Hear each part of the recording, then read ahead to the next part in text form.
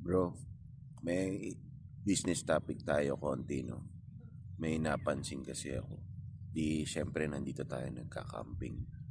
Tapos, merong mga lumalapit na nagbebenta ng mga tawilis, dangkit, mga ganyan.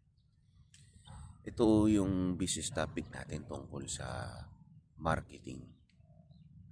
Napansin nyo sila, lumalapit sila sa market nila.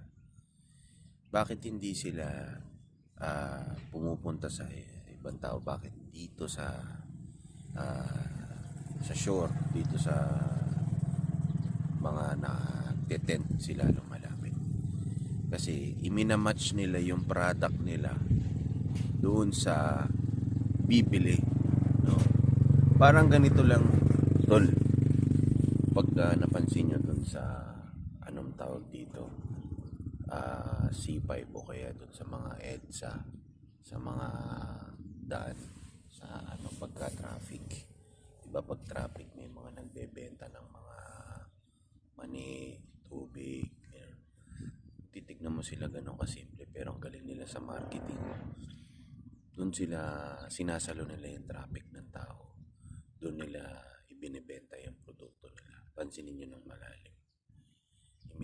Nagkakaroon tuloy ng product and market fit, di ba? Kasi nga naman traffic, nandun yung agos ng tao, tapos mga uhaw pa, baka mga gutom.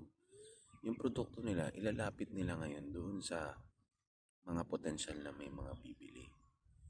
Kumbaga, so sa business natin, sa mga product and services natin, hanapin nyo kung ano yung customer ninyo. Ano ba yung ugali nila? Ano ba yung behavior nila? Nasaan ba sila? Yan. Make sense. So, yun lang. Continue na tayo sa camping.